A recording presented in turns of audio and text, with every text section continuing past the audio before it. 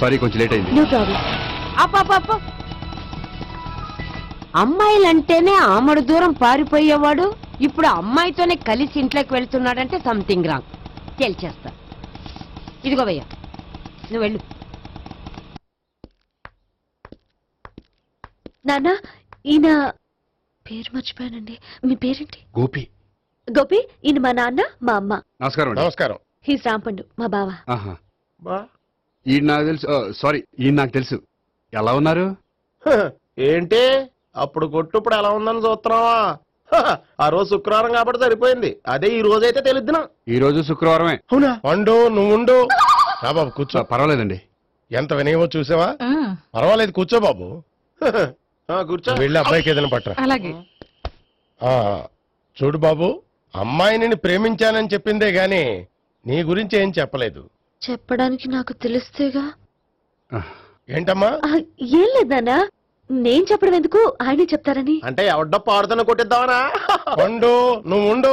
నువ్వు చెప్పు బాబు. చెప్పడానికి ఏముందండి, ఓ ప్రైవేట్ కంపెనీలో అసిస్టెంట్ మేనేజర్ గా పనిచేస్తున్నాను.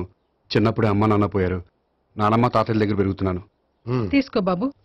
తీసుకో.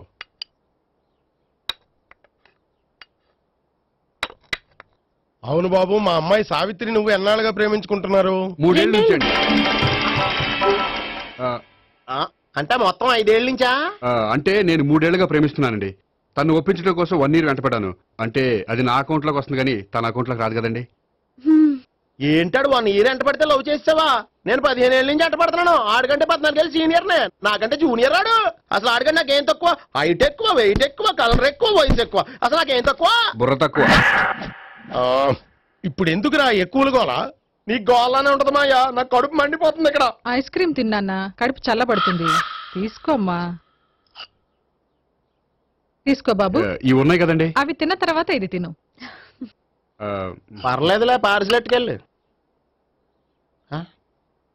ఏంటండి మీ మదర్ గ్యాప్ లేకుండా ఐటెం తెచ్చేస్తుంది? అది మర్యాద రావణ వంశంలో పుట్టింది బాబు. ఓహో. వచ్చిన వాడు తిని తిని పళ్ళు అరిగిపోయినా పొట్ట పగిలిపోయినా సరే అది 1 by 1 అలా తెస్తూనే ఉంటుంది. తినకపోతే ఫీల్ అవుతుంది. బాగా సెన్సిటివ్. అవును, మీరు పెళ్లి ఎప్పుడు చేసుకుందాం అనుకుంటున్నారు? నాకు 3 చెల్లెళ్ళు ఉన్నారండి. వాళ్ళ పెళ్లిని చేసిన తర్వాత చేసుకుందాం అనుకుంటున్నాను.